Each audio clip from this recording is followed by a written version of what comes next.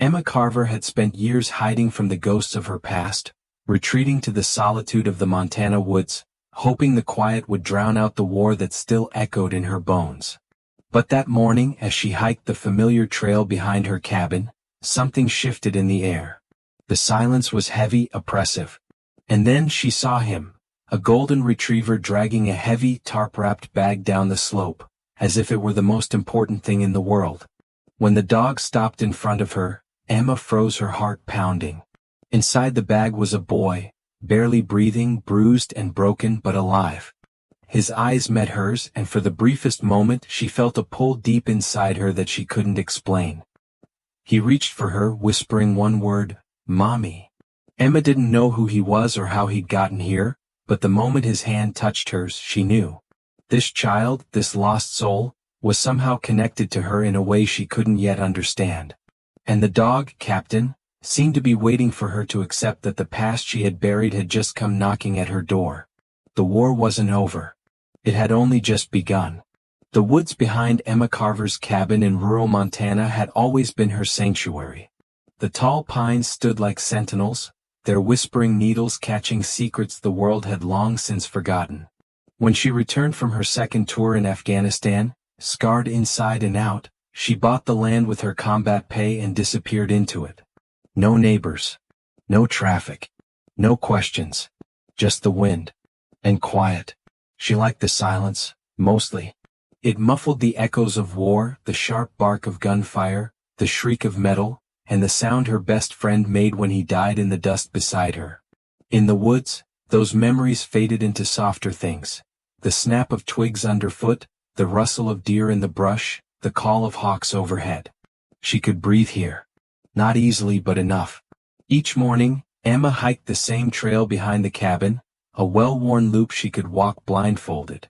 She carried a battered thermos of lukewarm coffee in one hand and a rusty compass in the other. A gift from her father, long before she'd learned what it meant to be lost in more ways than one. A knife hung at her hip, mostly out of habit. This morning, though, something felt wrong. She noticed it before she even stepped off her porch. The forest was too still. The birds, normally a chorus of sharp cries and whistles, were quiet. No rustling. No distant tapping of woodpeckers or chatter of squirrels. Even the wind felt heavy. Emma paused at the edge of the trail, senses prickling. Years in the field had taught her to trust that feeling, that shift in the air just before something went sideways. She took a slow sip of her coffee, scanning the trees, waiting. Then she saw it. A flash of movement to her left not far. Something large. Moving low to the ground. At first she thought it might be a bear, but then it stepped into a patch of sunlight and froze. A golden retriever. It was massive, the largest she'd ever seen. Its thick coat was streaked with mud and brambles, its tail low but not tucked. It wasn't running. It was dragging something. A tarp-wrapped bundle, bulky, heavy, tied with what looked like rope or twine. The dog strained forward, its legs trembling, jaws clenched tightly around the fabric. Emma blinked. Her first instinct was to call out, but something in the dog's posture stopped her. It wasn't panicked, but it wasn't relaxed either. Focused. Determined. She took a step closer, careful not to startle it. The dog looked up and saw her. They locked eyes, and in that moment, something strange passed between them. The animal didn't bark or growl. It didn't run. It simply stared at her, its deep brown eyes tired, pleading almost. Emma crouched slowly, holding out her free hand. "Hey there, buddy," she murmured. "Where'd you come from?" The dog didn't move. Emma's mind raced. There were no houses nearby, not for miles. No trails, no hikers, no campers this time of year. The snow had only just melted last week, and the mud was still thick along the creek beds. A dog out here alone wasn't just unusual, it was impossible. And that bag, it wasn't right. She moved closer. The dog backed up a step but didn't flee. Its muscles were tense, as if protecting whatever it was dragging. Emma circled around slowly, careful not to get between the animal and its burden. She could see the bundle better now, blue tarp, fraying at the edges, streaked with dirt and something darker. One end was untied and flapped open slightly. Her stomach turned when she saw the edge of a blanket inside. and under it, something pale. A foot. Small. Bare. Emma dropped her thermos. The sound startled the dog, but it didn't run. It just stood there, panting now, tongue lolling slightly. Exhausted. But it hadn't let go of the rope. "Jesus Christ," she whispered. She stepped closer, crouched low, and gently took hold of the tarp's edge. "Easy," she said softly, glancing at the retriever. It didn't resist. It stepped back, almost as if giving her permission. With trembling fingers, Emma peeled the tarp open. Inside, curled up and barely breathing, was a little boy, maybe 5 years old. His skin was pale, lips tinged blue, and his hair was matted to his forehead with sweat. He was bundled tightly in a stained fleece blanket, his tiny hands curled into fists. He looked barely alive. Emma's combat instincts kicked in all at once. She didn't freeze. She didn't think. She moved. She dropped to her knees, pressing her fingers gently to his neck. A pulse weak but there. She grabbed her phone from her jacket pocket, fingers fumbling against the screen. "No signal," she hissed. Of course not. Too far from the tower. She looked back at the dog. "You brought him to me, didn't you?" The golden retriever sat down heavily, chest heaving, watching her with wide, unblinking eyes. Like it knew. Like it had chosen her. Emma scooped the boy into her arms, lighter than he should have been, limp as a rag doll. She ran. Branches snapped against her arms and legs as she tore back through the trees. The boy clutched to her chest. Behind her, she heard the dog following, paws pounding the trail. She didn't stop until she reached the cabin. She kicked the door open, raced inside, and laid the boy gently on her couch. His chest still rose and fell, shallow and quick. She grabbed her satellite phone from the drawer, her hands slick with sweat, and dialed 911. The dispatcher's voice crackled through static. Emma could barely get the words out. "There's a child. He's hurt. I don't know from where. A dog brought him here." Even as she said it, she couldn't believe it. The dispatcher said help was on the way. Emma dropped the phone and knelt beside the boy again, brushing the hair from his forehead. He didn't wake. But he whimpered. Behind her, the dog sat in the doorway, watching with mournful eyes. Mud dripped from his paws, leaving prints on the floor. He didn't move. He didn't bark. He had done his job. And now he waited. The silence in Emma's cabin was suffocating. The boy lay motionless on the couch, his small chest rising and falling in shallow, erratic breaths. Emma stood at the window, watching the dog through the glass, his golden fur matted with mud. The animal hadn't moved since they entered the cabin. He sat outside, motionless as the sun began to dip below the horizon. The weight of the moment settled over her like a heavy blanket, too thick to push off. Emma's eyes drifted back to the boy. He was so small, barely a child. And yet, the trauma that had soaked into his fragile body was apparent. She could see it in the pallor of his skin, in the way his limbs lay limp on the couch. She could feel it in the tightness of her own chest. What had happened to him? Where was his family? And where had that dog come from? Her mind was spinning, her thoughts tumbling over one another like an avalanche. She needed to think, to breathe. Instead, she walked over to the small chipped wooden table beside the couch, where she'd left the still-breathing boy. A roll of gauze sat next to an old first aid kit, and she grabbed both without thinking. As she bent down to tend to the boy's wounds, her eyes flicked back to the tarp that the dog had dragged with him. The weight of the bundle. It hadn't been just the boy inside. No, it had been heavier than that. He was small, too light for the weight the dog had carried. The bag had been wrapped tightly, something else had been inside. Emma stood up abruptly, the boy's condition momentarily forgotten. She crossed the room and grabbed the remains of the tarp. It was stained with mud and streaked with darker spots that made her stomach twist. The boy had been wrapped inside it, but there was something more. Emma unrolled the rest of the fabric slowly, as if she were undoing the past itself. The air seemed to thicken with every inch she pulled back. She hadn't wanted to look. Something deep inside her had already known what she might find, and yet she had to know. She had to understand. As the last fold of the tarp fell away, her breath caught in her throat. Inside, beneath the layers of fabric, was nothing but an old, rusted metal box. It was square and weathered, with jagged corners and a lock that had long since rusted through. The metal was worn, battered from years of exposure to the elements. Its paint had chipped off long ago, revealing patches of bare metal that gleamed in the light. The box was old. What was this? Why had the dog dragged it here? Emma's mind raced, her fingers lingering over the box, unsure whether to open it. She felt the weight of it in her hands, the unknown, pressing down on her with every heartbeat. Then something made her stop. The dog. It was outside the window, staring at her with a quiet intensity, its large brown eyes unblinking. She paused, her hand hovering above the box. The dog had brought it to her just like it had brought the boy. It had carried the weight of both, dragging them across miles of forest and dirt. What was the connection? For a moment, she simply stood there, torn between the urge to open the box and the fear of what might be inside. There was no going back. Whatever this was, it was now part of her life. Part of his life, the dog's and the boy's. Finally, Emma set the box down on the table, her fingers still cold against the metal. She went to the door, opening it just enough to poke her head outside. "Captain," she whispered, her voice hoarse. The dog looked up at her, the same unwavering gaze in its eyes. He didn't move, didn't bark, but he was there watching, waiting. Emma's heart clenched. Whatever this was, it was connected. To the boy, to the dog, to her.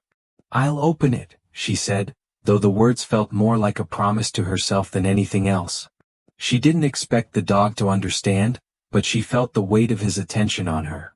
"You can stay close." She closed the door behind her and moved back to the table. The box felt impossibly heavy now, as though it held the weight of all the unanswered questions that hovered over her.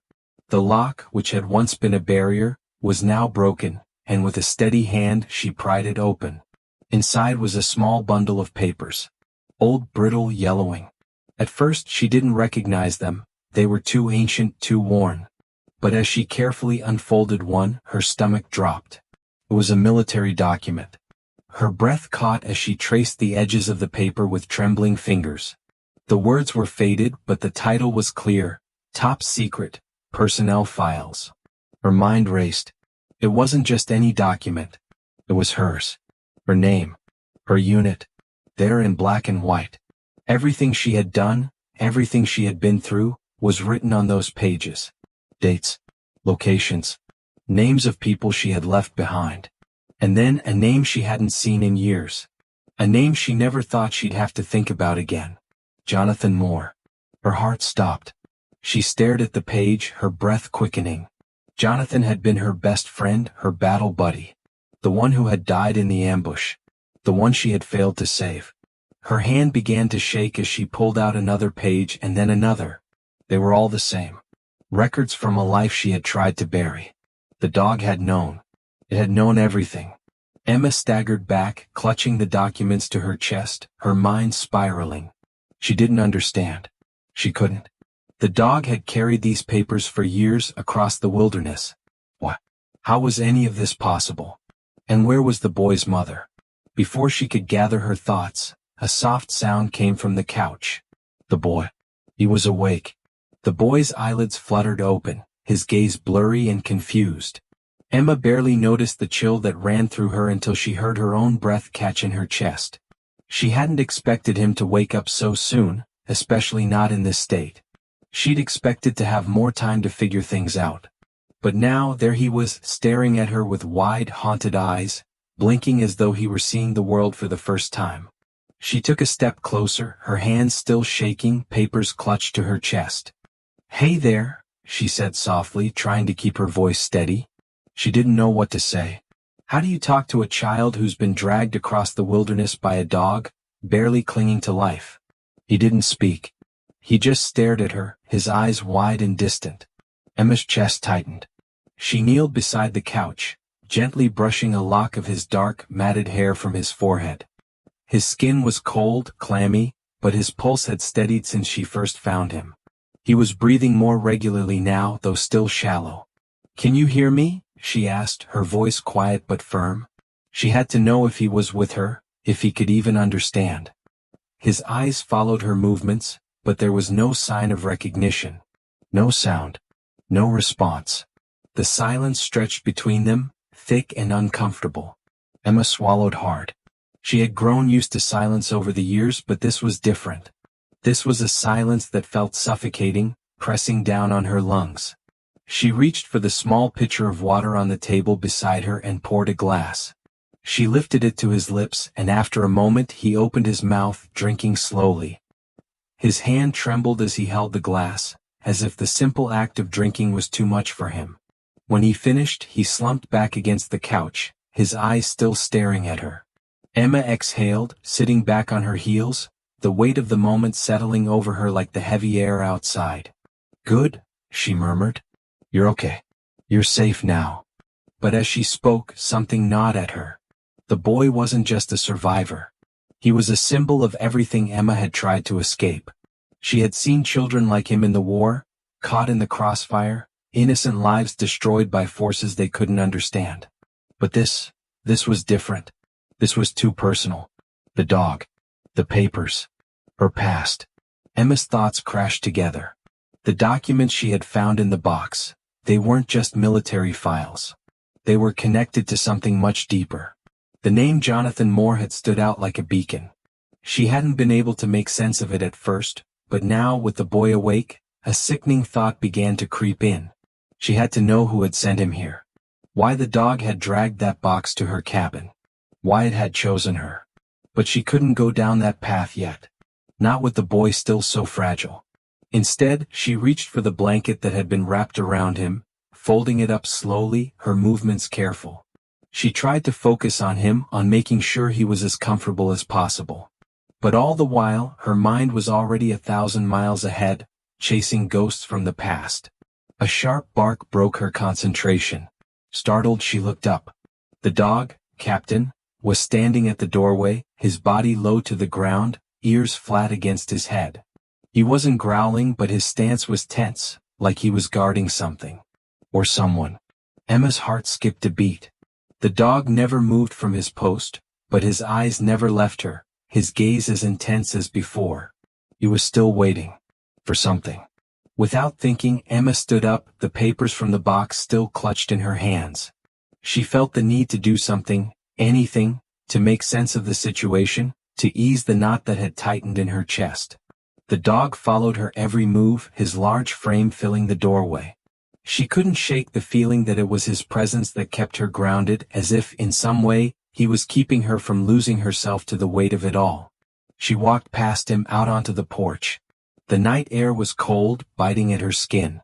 She gazed out into the wilderness, where the trees seemed to stretch endlessly into the dark, the shadows swallowing everything whole. The dog followed her, staying close but not too close. She could feel the tension radiating from him. "Why did you bring him here?" she muttered to herself, her voice a quiet breath. The night answered her with silence. It was the same silence she'd come to know so well, the one that had started the moment she stepped foot in this place. The one that had wrapped itself around her after the war, when the world had seemed to close in, suffocating her in ways she hadn't known how to fight. It was as though the war had never really left her. It was buried in the hills, in the trees, in the places that seemed safe. But now I was here. In the form of a child. A dog. And a box that had carried secrets from a past Emma had tried to forget. "I didn't sign up for this," she whispered, more to herself than to anyone else. She didn't know who she was talking to. The dog? The boy? Her past? All of it felt so tangled now, one thread pulling at another, dragging her back to a place she thought she could never go again. But the silence remained. Emma stood there for what felt like an eternity, the cold air biting into her skin, and yet she barely felt it. She could hear the boy inside, his soft breath, the thrum of his heart beneath the stillness. The dog sat beside her, eyes scanning the woods as if it were watching for something, or someone. The moment stretched. Then finally the boy's voice broke through the quiet. "Mommy." Emma's heart stilled. She blinked, not sure if she had heard him correctly. She turned quickly and rushed back into the cabin, Captain following close behind. The boy was sitting up now, his hands clutching the edge of the couch as if he were trying to steady himself. His eyes met Emma's, but there was no recognition in them, just the same distant, haunted look. "Mommy?" he repeated, his voice barely a whisper. Emma's breath hitched in her throat. The name. The word. It was her name. The one she had been afraid to hear. The one she had tried to bury just like the rest of it. The boy was calling her. The word mommy hung in the air like a dead weight, suffocating Emma. Her heart stuttered in her chest, and for a moment she was paralyzed, unable to move, unable to breathe. She had heard the word before, but it had never been meant for her. Not since the war. She didn't know how to respond. She didn't even know what to think. The boy's small fingers gripped the edge of the couch, his eyes wide and searching, as if he were waiting for something. Waiting for her. Emma's mind reeled. She tried to process the simple word he'd spoken, but it felt like a door had been opened that she wasn't prepared to walk through. She wasn't prepared for any of this. Not the boy. Not the dog. Not the weight of the past that was now clawing its way into her present. She swallowed hard, shaking her head, trying to clear the fog that had settled over her thoughts. "Hey, it's okay," she said, her voice trembling more than she intended. "You're safe. You're going to be okay." But the boy's gaze never wavered. He didn't look frightened. He didn't look confused like a child who'd been through something traumatic. Instead, there was something else in his eyes, a quiet, sad understanding. And then he spoke again. "Mommy, where's Daddy?" The words hit Emma like a punch to the gut. Her chest tightened painfully. Her throat felt dry. The boy hadn't just called her Mommy, he was asking about someone else. Daddy. It was too much. Too much for one moment. The whirlwind of questions that had been swirling around in Emma's mind suddenly exploded into chaos. Was this child hers? Was he real? Was this all a twisted nightmare from the past coming to haunt her? She blinked rapidly, trying to clear the fog in her vision, but the boy's gaze never wavered. He looked at her like he knew something she didn't, like he was expecting an answer she didn't have. His small body was tense, as though every fiber of him was straining toward her, waiting for her to respond. Emma took a deep breath and slowly sank onto the couch beside him. Her fingers found the edge of her shirt, pulling at the hem nervously. "Sweetheart," she began, her voice barely a whisper, "I don't know what you mean. I'm not your mom." The boy's eyes, still wide and innocent, filled with confusion for the first time. He opened his mouth to speak again, but his words caught in his throat, turning into a weak cough. His tiny body shuddered as he tried to sit up, but his energy was gone. The tremors in his hands returned, and he slumped back against the couch, exhausted. Emma reached out instinctively to steady him, but before she could, something caught her eye. The papers. The ones she had pulled from the box earlier. They still lay on the table beside her, half forgotten, their truth lingering like a shadow at the edge of her awareness. The box. The documents. The dog. Jonathan Moore. Her mind raced as she remembered the name. He had been her partner, her closest ally in the war. The one she had been unable to save. The one who had died in her arms, his blood mixing with the sand and dirt. But why had his name appeared on those papers? Why had it been connected to her, connected to the boy, and somehow to Captain, the dog? Emma's heart skipped a beat. She turned to the dog who was standing in the doorway, watching her intently, his golden fur bristling slightly. He had stayed silent since she found the boy. "Captain," she whispered, her throat tightening. The dog's gaze softened, but there was something else in his eyes. Something that suggested he knew more than he was letting on. "What do you know?" Before she could say anything more, the boy stirred again, his hand weakly reaching for her. His voice was barely a breath, but it pierced through the fog of confusion. "Mommy? Please. Daddy." Emma froze. The weight of it all, the boy, the dog, the past, came crashing down around her, and for a moment she couldn't breathe. She couldn't think. Tears pricked at the corners of her eyes, and she squeezed her fists to try and push them back, but they came anyway. Silent, hot tears fell down her cheeks as the reality of it all settled into her bones. She didn't know this child. She didn't know how he had ended up on her doorstep or why he had called her Mommy. But something deep inside her stirred, a connection she couldn't explain. This child was hers, in a way that nothing else had ever been. In a way that went deeper than biology. He had come from the past. From the wreckage of her life. And Captain had brought him to her, as though the dog knew exactly what she needed to face. Her chest heaved as she exhaled, her hands shaking. "I'm here," she whispered, wiping her eyes. "I'm here. I don't know who, or where your daddy is. But I'm here." The boy's body seemed to relax just slightly. His hand, though weak, grasped at her sleeve, pulling himself closer. There was something about him, something that was familiar. Something about the way he looked at her. The way he called her. It hit Emma then with the force of a bullet. This boy, he was Jonathan's son. A wave of guilt slammed into her chest. The memories of Jonathan's last moments, his desperate whispers, the promises they had made to each other, flooded her mind. She had failed him. She had failed both of them. But the boy needed her now. Not as a soldier. Not as a broken woman. But as a mother. As his mother. The thought rocked her, and for the first time in years, Emma felt something stir inside her that she hadn't thought possible. Hope. "I'll protect you," she whispered to the boy, brushing the hair from his forehead. "I'll protect you.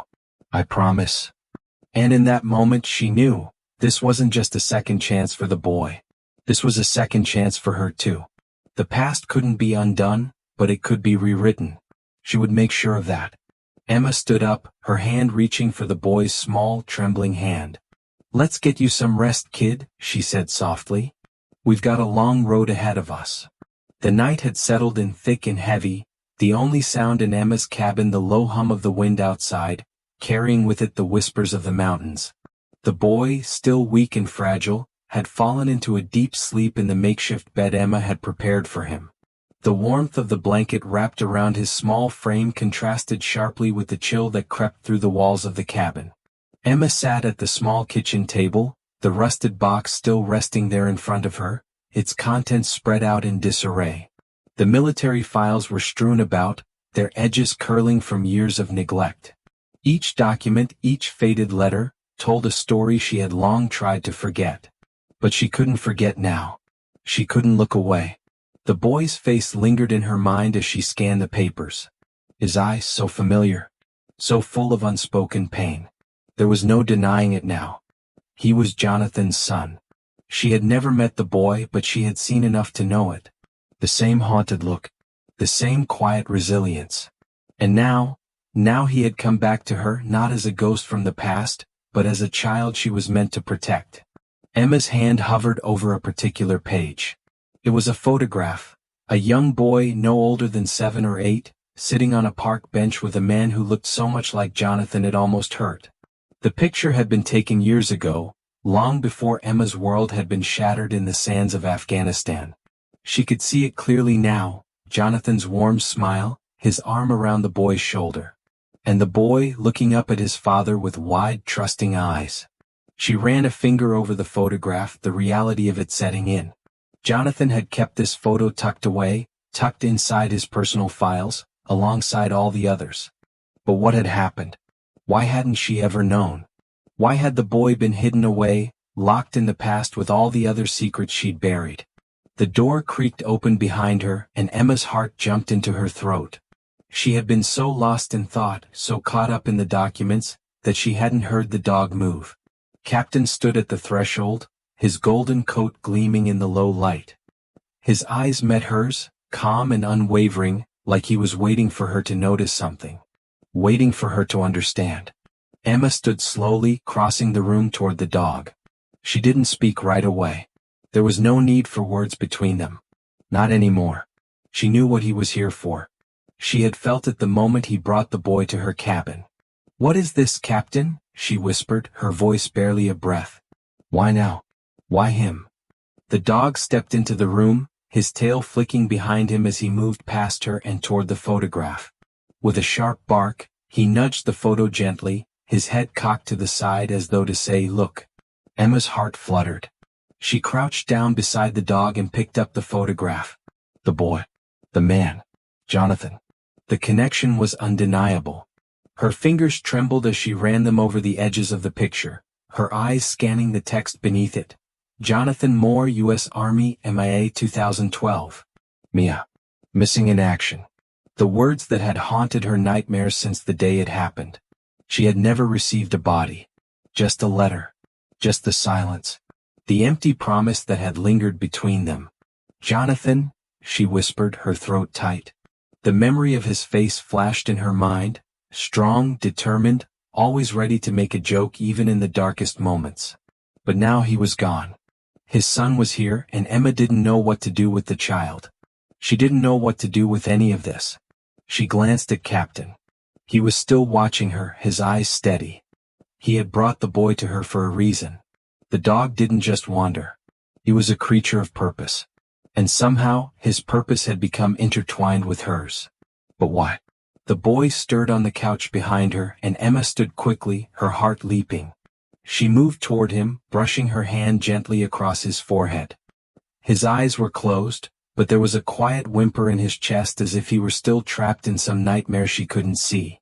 She could feel the weight of the moment pressing down on her. This wasn't just about survival anymore. It wasn't just about keeping the boy alive. It was about something deeper. About healing. About connection. The boy's hand reached out weakly toward her, and Emma caught it in hers, her fingers wrapping around his small palm. The bond, fragile as it was, seemed to fill the space between them. "Hey there," Emma said softly, her voice steady despite the storm inside her. "It's okay. You're safe." The boy's eyelids fluttered open again, and he looked at her, his face pale but now more alert. His eyes locked onto hers with an intensity that made her heart skip. "Mommy," he whispered again, his voice barely audible. Emma's breath caught in her throat. She could feel the weight of that word, the significance of it. She couldn't deny it. Not anymore. The boy had come for a reason. He had come to find her. She took a deep breath, steadying herself. She couldn't run from this. From him. From the past. "I'm here," she said gently. "I'm here, kid. And I'm not going anywhere." The boy's hand tightened around hers, his grip stronger now, as though he were drawing some kind of strength from her presence.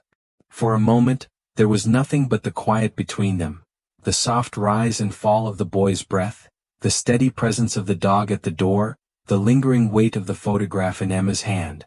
Then the boy whispered one more thing, his voice fragile but full of a strange kind of knowing. "Daddy said you'd come." Emma froze. Her heart skipped a beat. "What?" She looked down at the boy, her pulse pounding in her ears. "What do you mean?" The boy's lips trembled as he spoke again. "Daddy said you'd come and keep me safe. He said you'd be my mom." A chill ran through Emma. It was too much. It couldn't be true. Could it? The boy's small, trusting eyes were filled with an emotion she couldn't place. A sadness mixed with an unwavering certainty. Before Emma could respond, Captain growled low from the doorway, his body tensing as though he, too, had heard something she hadn't. A sudden realization hit Emma like a blow. Jonathan knew. He had known something about her. About the boy. He had known that one day, Emma would be the one to save him. And now it was her turn to honor that promise.